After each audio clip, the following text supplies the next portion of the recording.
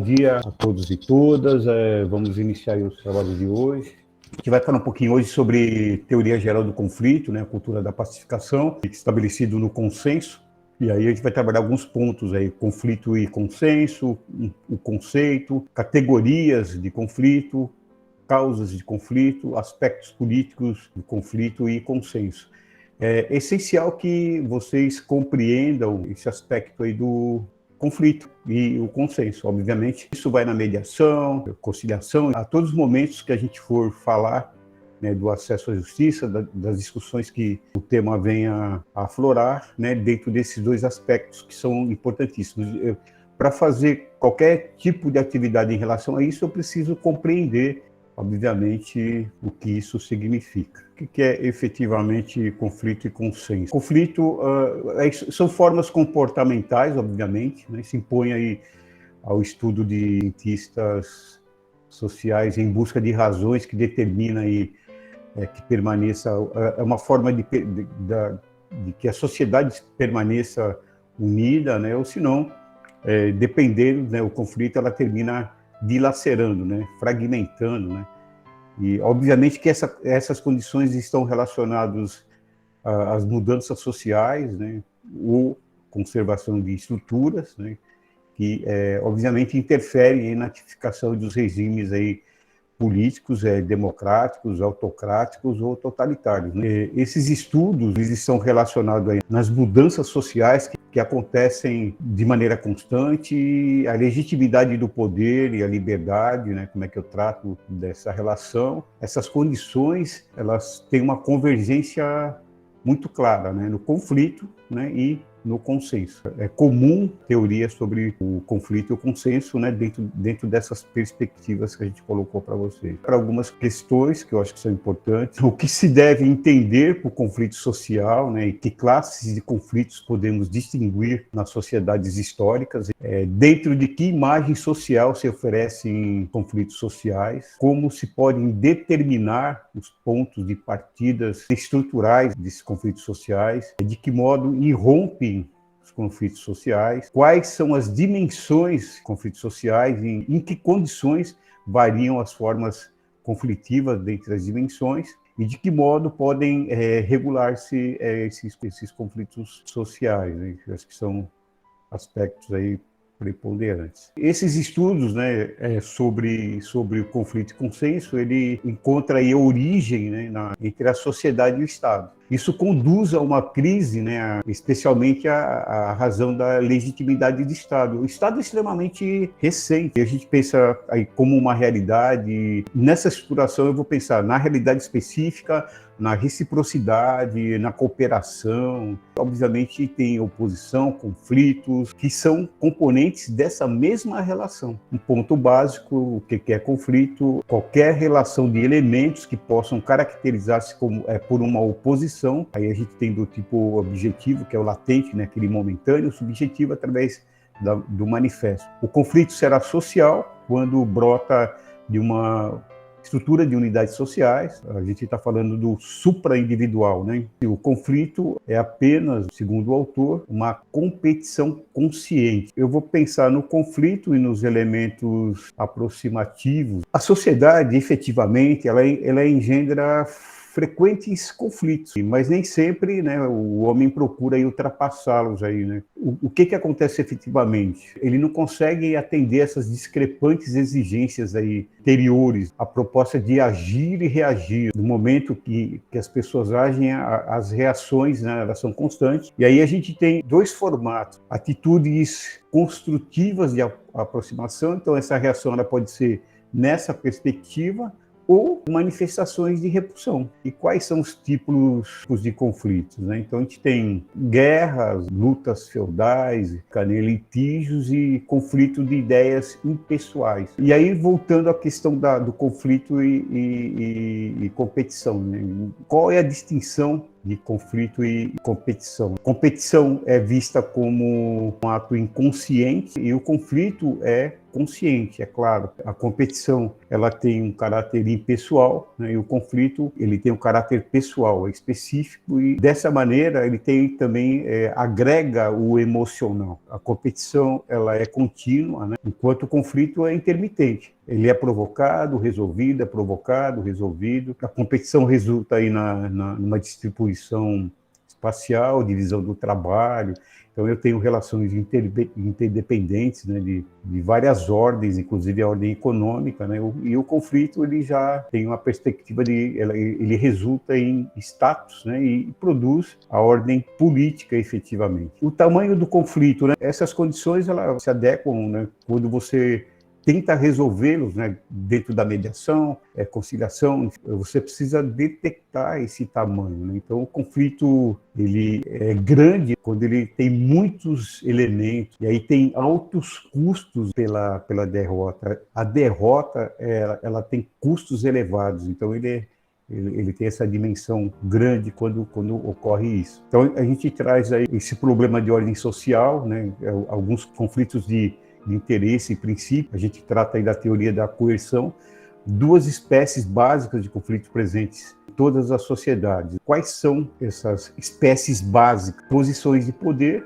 então é o conflito entre homens, né, para lutar por posições de poder. Então, os homens lutando pela posição de poder. E uma outra espécie básica aí já entre os poderosos, os que não dispõem do poder, né? Quem não tem, né, poder busca, né, uma disputa, né, pelo poder. Então, a relação de posições e a relação de, né, encontrar o poder de alguma maneira. Na verdade, os conflitos de valores são situações mais difíceis de solucionar. São conflitos que são desencadeados por tensões de ordem econômica, racial, ética, ocupacional, enfim, entre os vários grupos, né, atingindo cultura, sociedade, e aí o homem contemporâneo está muito envolvido com isso. Assinala que estão todos impregnados pelo espírito, né, ethos, síntese do costume, hábitos e o pathos, paixão e excesso da rivalidade. É a competição e do desejo da vitória sobre os rivais de qualquer maneira e outras pessoas em todos os campos da atividade sociocultural, de ciência, o tradicional futebol, né, belas artes, os negócios, né, até a superioridade imperialista aí das religiões. Aí a gente tem uma característica bem específica, né, do conflito de valores, que na verdade é o mais difícil de ser solucionado, tá? Ele caminha quase para uma impossibilidade de resolução. Tem uma base estabelecida muito forte. Então o que a gente encontra, né, nesse espírito que tem gerado aí continuadamente aí luta pela superioridade, pelo poder, pelo prestígio dos competidores, né, sobre os seus rivais, pelo poder e prestígio. O desejo, na verdade, é vê-los derrotados, relegados a um plano inferior no universo. O homo políticos não é diferente do homo econômicos, né? Então, o que acontece efetivamente? Irrompem aí novos tipos de conflito, novas circunstâncias, né? Veja bem, se eu tenho novos conflitos, eu tenho que ter novas regras, né, que seja reconhecida e satisfeita. Essa ordem que nós estamos estruturando aqui é um pouco do que vocês estão lendo lá, o que é o direito, o acesso à justiça, e essa relação, né, essa interlocução do reconhecimento que a gente vai colocar um pouco à frente. Então, se não há o reconhecimento, né, não há possibilidade de qualquer avanço. Efetivamente, a ordem social ela resulta, né, das consequências das ações, né, de muitos homens que buscam isoladamente os seus próprios interesses. Ao buscar seus próprios interesses, ele afeta a coletividade. Cada homem visa a satisfação dos seus próprios interesses e comporta-se, né, de forma que ele entende adequada para consegui-la. Aí trazendo uma referência de Bob, né, para que vocês conheçam, né, qualquer grupo social, qualquer sociedade histórica pode ser definida em qualquer momento de acordo com as formas de conflito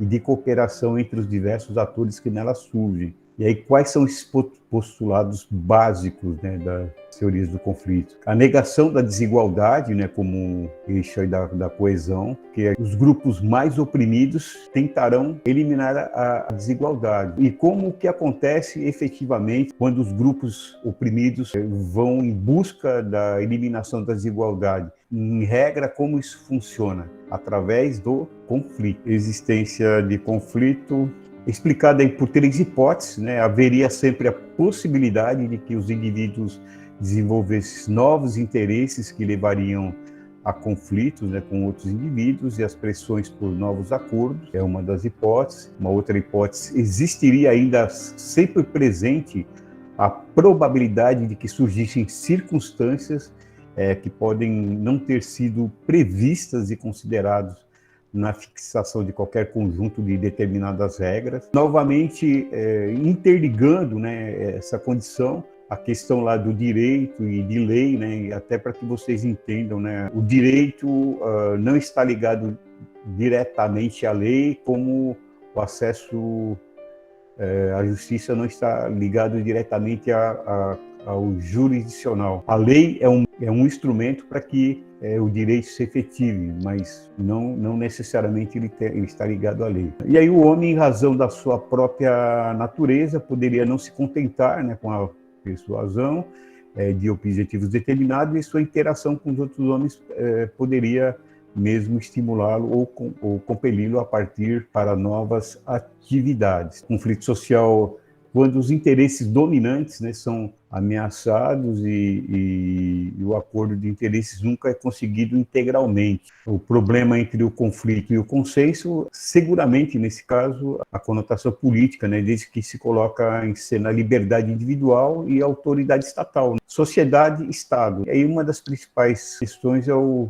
coeficiente de estabilidade, a problematização, né, o nível, né, que ela está. A necessidade do consenso, ela se enfatiza aí através de um elemento aí dispensável, né, que é a existência da democracia, indicando a existência do conflito como um fator de estabilidade democrática. Conflito é inerente, que a gente tem que caminhar para a sua resolução dentro dessa linha de visualizando esse coeficiente aí de estabilidade. As condições, o político, essencialmente, para que ele obtenha aí apoio dos eleitores, ele precisa encontrar meios de conceder a um grupo. Tá? Então ele vai fazer concessão ao grupo, mas de maneira que essa concessão ela tenha alguma equivalência a outros grupos também. Não vai alienar outros grupos, né? Então ele tem que trabalhar nessa perspectiva. O método democrático aí depende das posições discrepantes aí, né, dos partidos na apreciação dos problemas vitais da coletividade, né, enfim. E aí o povo, como uma alternativa, né, possa estabelecer consenso pelo acatamento aí generalizado de tendências numericamente preponderantes. Teorias do conflito, ela tem alguns ênfases, né? ênfase no sujeito. Então, eu preciso entender a percepção, a interpretação dos atores. A gente vai mostrar um pouquinho à frente como a gente identifica esses atores. O que acontece? Eu preciso entender ativamente esse sujeito se relaciona com a realidade. Se eu não tiver essa percepção clara, eu não consigo entender o processo como um todo, né? Então, eu preciso do ênfase na realidade, aí, então, eu preciso do contexto integral. A origem do conflito é estrutural ou não, eu preciso entender o contexto como fundamental, né, para a ocorrência do conflito, como que aconteceu efetivamente. Também estruturar teorias mistas e interdisciplinares, né? Então, vou trazer vários elementos, né, nessa discussão, para que eu consiga compreender essencialmente, né, do que está acontecendo. Por isso que exige técnicas, né, e é um trabalho bem complexo, né, porque eu preciso fazer todo esse acompanhamento aí. Para que eu caminhe dentro dessa perspectiva, né, eu preciso da percepção. Com a percepção, eu consigo entender efetivamente a reação, e aí eu tenho um caráter muito mais próximo, né, de encontrar a resolução do problema. Vou tratar da análise do conflito, né, por onde ele caminha. Só há conflito onde há relação. O conflito está eminentemente ligado à relação.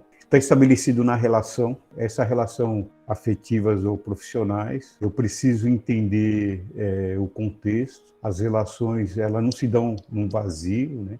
Ela tem um contexto pré-estabelecido. O conflito está relacionado a uma pretensão resistida, obviamente. Existe o tensionamento. A cultura do conflito, obviamente, a cultura do conflito, porque ele é inerente, né? A todo momento a gente se depara com ele, então a gente tem que tratar dele. E remessa de solução a terceiros. Esse caminho, ele é interessante, tá? Por causa do seguinte, eu preciso entender. Aí uma questão cultural. Eu vou fazer uma análise de semelhança a alguns países orientais, né? Então, por exemplo, quem cria o problema na família é que resolve. Você criou o problema, você que resolva esse problema. Nós temos uma concepção diferente. Em muitas situações, nós criamos o problema e transferimos a resolução desse problema para terceiros. No caso especificamente do que nós estamos colocando, ele está relacionado ao judiciário, por exemplo. Quem resolve o meu problema é o judiciário. Uma condição bem interessante também está relacionada da expectativa do futuro. Quando eu tenho uma grande expectativa relacionada ao futuro, ligada àquele conflito, obviamente ele vai se tornar muito mais relevante. Então, o seu tratamento se torna muito mais relevante. Preciso ter essa visão de futuro com uma perspectiva reduzida, né? Tenho que avaliar essa expectativa de futuro dentro de uma importância de intervenção que possivelmente eu consiga fazer nesse futuro. E as relações, como eu coloquei, elas não se dão no vazio, ela está relacionada a um contexto efetivamente. Aí eu tenho o que a gente chama de sistemas. Quais são esses sistemas que contextualizam os conflitos? A família, a escola, a empresa e, enfim, as instituições aí de maneira geral. E aí eu tenho o sistema. Qual o sistema que internaliza esse contexto, né? O sistema econômico, religioso, político, né? Enfim, o mundo contemporâneo de maneira geral. Quais são os tipos de conflito? Tratar um pouco desses tipos, né? Valores.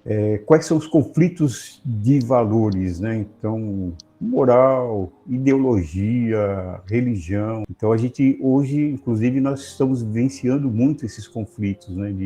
De valores. E aí o conflito de informação são ruído, distorções, né? Na verdade, as coisas chegam diferentes, né? O caminho são diferentes, é um pouco aí do que hoje nós chamamos aí de fake news, né? Enfim, então, ou, evidentemente, alguém falou para alguém, que falou para alguém, que falou para alguém, quando chega em determinado local, está totalmente diferente da origem, né? Isso normalmente, né, vai gerar sérios problemas. Questão estrutural, as circunstâncias políticas e econômicas é bem evidente, e hoje nós temos aí uma condição muito clara, e interesses, né, que é reivindicações de bens, efetivamente, né, e de interesses comuns aí que terminam se conflituando. Algumas formas de tratamento, né? Então, quais são alguns elementos, né? Então, vamos lá. Quais são esses elementos? Os elementos é a relação interpessoal, né? Quais são as expectativas, quais são os valores, quais são os sentimentos efetivamente. Eu preciso compreender, né, a relação interpessoal que está acontecendo dentro daquele conflito. Eu preciso, dentro do problema objetivo, entender a questão material efetivamente, né? O que essa questão material interfere dentro das possibilidades de resolução. E o trama do processo, né? Quais são as contradições eminentes, dinâmicas anteriores que aconteceram, formas que desencadearam esse conflito. Então, eu preciso ter um entendimento da dinâmica com uma complexidade para que eu consiga fazer os encaminhamentos. A partir daí, você pode alterar as histórias, tem vários mecanismos, até porque a gente fala um pouquinho agora nos métodos. Quais são os métodos desses encaminhamentos? Eu tenho o método destrutivo, né, que é o método de uma competição iminente, né, a polarização dessas relações. elas enfraquecem efetivamente essas relações. O que eu preciso para encaminhar para a resolução, né? Um método construtivo, né? Então, eu preciso fazer encaminhamentos de soluções criativas, né? No sentido de fortalecer as relações efetivamente. Esse é o caminho. Quais são as formas de tratamento? Formas de tratamento, eu preciso, né, trabalhar a prevenção. Como é que eu trabalho a prevenção? Estudar a situação para prevenir conflitos futuros, né? Então, é importante. É interessante porque, veja bem, quando você trata de um conflito específico, você precisa encaminhar para soluções, inclusive, para que ele futuramente ele não seja reacendido. Como é que eu faço a gestão, né? A gestão dos conflitos, quando eles são imaturos ou insolúveis, eles estão normalmente relacionados aos conflitos de valores. Lembra que eu coloquei anteriormente? Conflito ideológico, religioso, né? E aí vai mais alguns aí que dificultam extremamente a possibilidade de resolução, porque eu estou falando de uma condição praticamente monolítica, né? Então eu não consigo fazer qualquer movimentação para que isso se resolva. Caminhos para dissolução, eliminação do conflito. O conflito pode ser eliminado por várias condições. O objeto se perde objeto de alguma maneira. Os caminhos para resolução, eu tenho alguns métodos, né?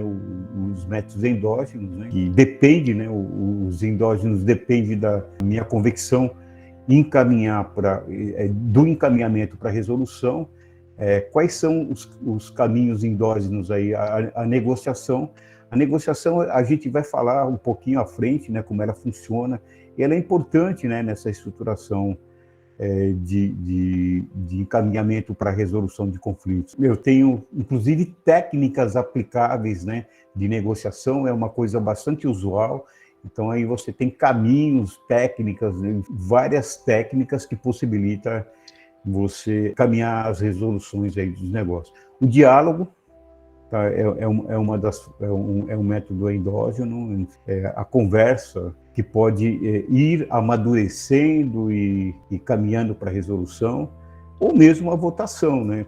Pelo método democrático, você estabelece um encaminhamento para uma solução. E o exógenos, né? Então, na verdade, eu não domino completamente aquela situação, né? Intervenção de um terceiro, por exemplo, tá? Que pode ser familiar, pode ser um advogado. Eu posso trabalhar com uma facilitação, mediação, conciliação, a própria arbitragem ou até mesmo dentro do processo judicial. São os mecanismos possíveis. Então aqui fica algumas questões, né, em foco. O problema dos conflitos está na sua causa ou no efeito que os autores querem produzir. Então eu preciso analisar isso. Insuficiência do direito, às vezes, para resolver conflitos. Há conflitos que não são normatizados, eu não tenho um caminho dentro da normatização, eu preciso de outros elementos, né? Então não é só normatização. Eu preciso mapear esse conflito para que eu tenha uma percepção, né, do seu aspecto, se ele é estático, ele está ali, é um único formato, ou se ele é dinâmico. Então ele tem caminhos, os caminhos dele são constantes, né? Então eu tenho que fazer uma outra análise. Então a importância desse mapeamento, eleger formas de prevenção. Eu vou trabalhar aí a gestão para o encaminhamento da solução.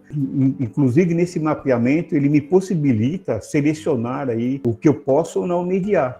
Dentro desse mapeamento, o que eu preciso identificar? Quem são efetivamente os atores? Que, veja bem, o papel dos atores e do terceiro são de extrema importância, porque às vezes o terceiro tem mais influência do que os atores.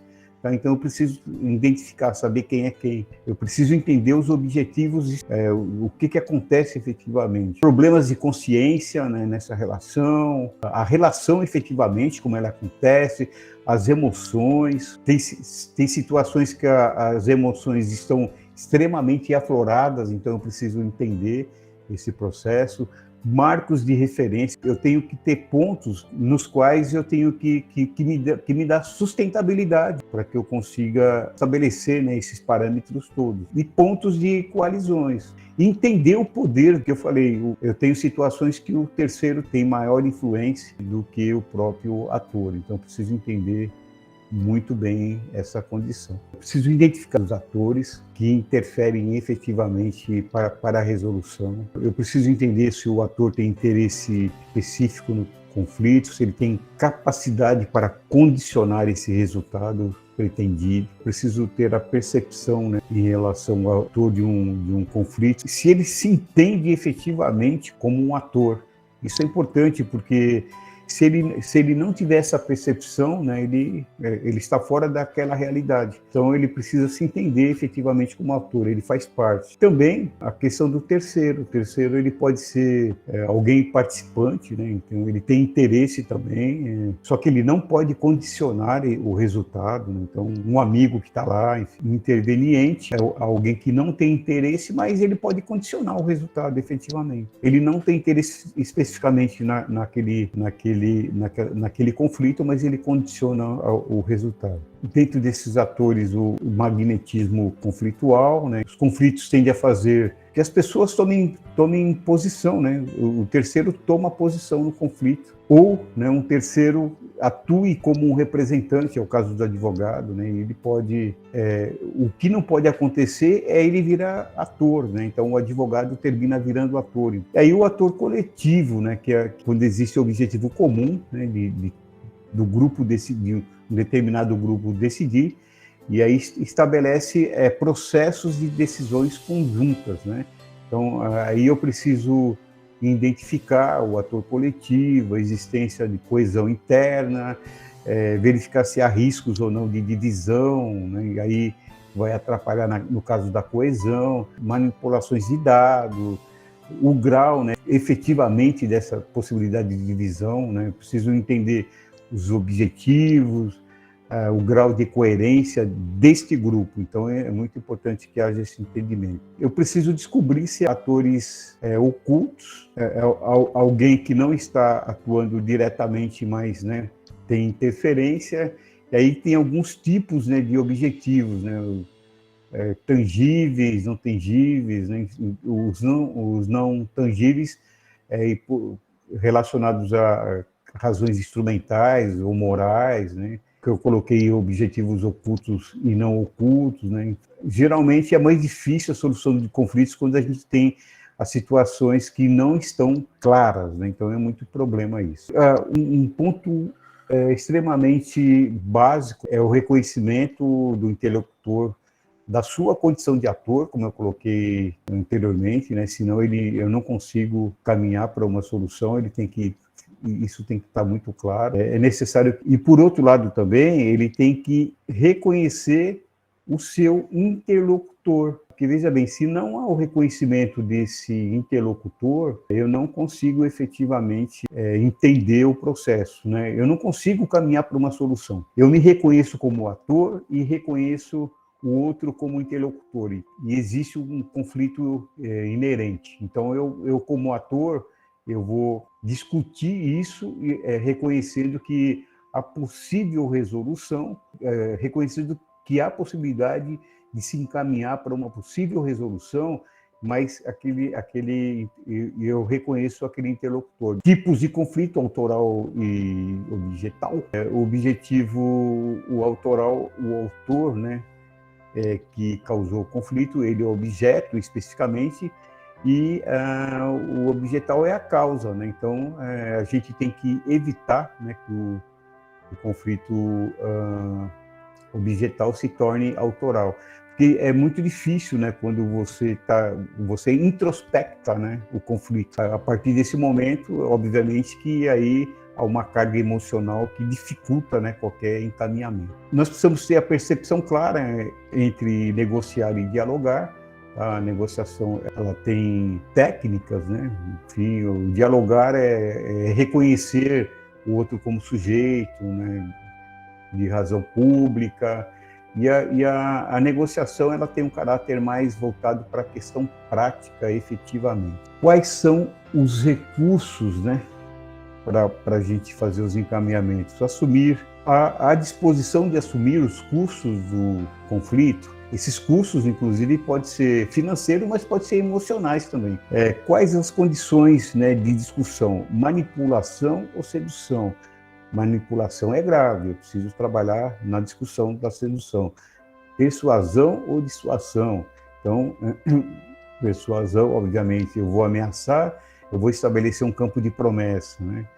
Eu preciso estabelecer um compromisso, eu preciso falar também na questão econômica desse processo, né? Então, isso vai dar também a questão... Aí estabelece a questão da intensidade, tá? A intensidade é importante, eu preciso entender. Os recursos, na verdade, é uma disposição de usar, né? Enfim, os mecanismos, né? Então, a intensidade, e nem todos os recursos valem a mesma intensidade. Eu preciso verificar, os recursos devem ser ordenados por intensidade. A intensidade depende das consequências, né, para o outro, né? E eu estou falando aí do ponto de vista negativo. Nem sempre a intensidade é um dado objetivo, é uma percepção, às vezes, né? Especialmente em conflitos aí multiculturais, é muito mais complexo. O que denota intensidade é o que o resumo impacta o outro. É importante também porque eu até já coloquei a questão da subjetividade. Como é que funciona a questão da intensidade efetivamente? A intensidade ela está relacionada a meios, para a intensidade do conflito, meios ou recursos, né, de poder que utilizam as partes, ou ameaçam utilizar, em busca aí do seu objetivo. Então, eu preciso trabalhar numa escalada ou desescalada, né? Aí eu falo na construção ou na desconstrução, né? Então, isso é importante que a gente tenha muito claro, né? O que eu preciso estabelecer? Mudança dos níveis de intensidade ao longo do conflito. Aquilo que era uma enorme intensidade, né, ao longo do conflito, isso foi se tornando irrelevante. Aí você caminha para a resolução. As tendências, né, dessas escaladas, o conflito aí depende, né, da situação, da tendência dessa escalada. Eu preciso estabelecer uma linha de retorno, né? O que é essa linha de retorno? Antes da negociação, já estabeleço aonde eu quero chegar, e aí eu vou chamar isso de linha de retorno. Eu preciso refletir aí sobre o ponto máximo da escalada do conflito, né? Então, eu preciso caminhar para a solução, mas entender o ponto máximo dessa escalada. O conflito, ao longo do conflito, ele pode chegar até onde? Até aqui, então eu consigo ir revertendo até, né, até solucionar. A gente até coloca aí o exemplo como o jogo da velha, né? O objetivo de ganhar se converte e não deixar outro ganhar, ou seja, perder o menos possível, tá? Então, na verdade, né, para que eu encaminhe para a solução, eu preciso de uma outra visão, que aí a gente tem a escalada construtiva, a gente já falou um pouquinho anteriormente, né? Ela visa alcançar um objetivo vinculado à solução do conflito, é o reconhecimento do autor, o reconhecimento do interlocutor, né?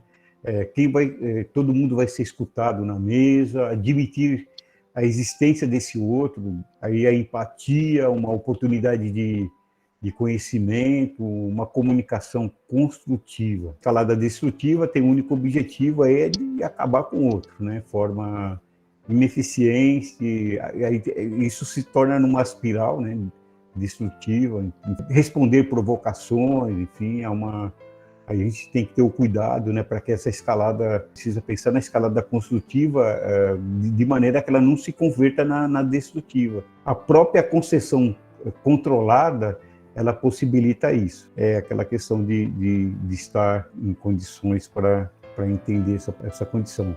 Eu já estou indo para o final, gente. Fatores que favorecem a escalada destrutiva e a magnitude do conflito, lógico, aspirações rígidas, alternativas que causam poucos benefícios a ambos, tá? A instabilidade do próprio conflito, a reação desproporcional, redução de inibidores de agressividade, e aí, diante de situações agressivas, enfim, redução de capacidade de gerir conflitos. Então, essa situação que vai caminhando para uma condição destrutiva, né? Aí alguns fatores dessa escalada, que é importante, a forma de escuta, né? Então, a escuta passiva, monossilábica, né? Ou ativa, né? Você vai trabalhar esse formato, transformar ataques em temas de discussão. Então, veja bem, quando há o ataque, obviamente você tem que retirar esse ataque, né, da conjuntura. Ao invés de relembrar o ataque e tornar ele tema de discussão, obviamente que isso vai por uma escalada destrutiva, né? E aí as perguntas armadilha, tal, com interesses, ou se não até planejar a saída do conflito. Então já tenho aqui tudo planejado. Na verdade, isso tem que acontecer, né, de maneira tranquila, né? Eu preciso efetivamente transformar a escalada destrutiva em construtiva, tá? Então, o que eu tenho que fazer efetivamente? Buscar a empatia, me colocar no lugar do outro, sem necessariamente dar razão ao outro. Buscar mecanismos de soluções, utilizar aí esse processo como um agente de mudança, buscar o objetivo comum. Nós não somos inimigos, há um inimigo externo. Então, esse inimigo externo é que está causando o problema. E um ponto importante é eu desconstruir, né, qualquer tipo de ameaça, que isso tensiona. Eu preciso trabalhar empatia, né, e confiança, eu preciso estabelecer a confiança entre o mediador e as partes. A partir daí, eu tenho que construir alternativas efetivas para a solução do problema, tá? Reconstruir trajetórias, né? Então, o peso do passado o passado é muito pesado, então eu preciso estruturar novas condições. Então, os ataques que existiam têm que se trabalhar com novas perspectivas construtivas, né? Então, eu vou reconstruir uma trajetória do conflito, né? E com múltiplas visões, né? Então, não é uma única visão, múltiplas. Perguntas abertas e reflexivas, né? Para que as pessoas entendam. E foi o que eu coloquei, reconstruir história alternativa, né?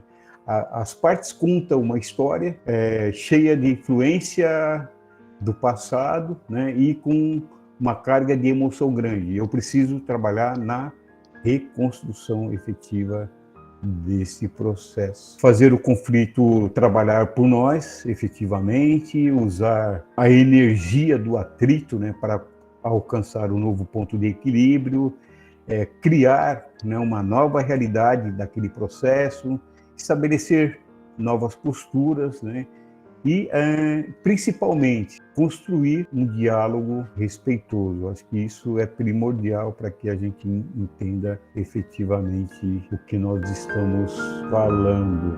E é isso.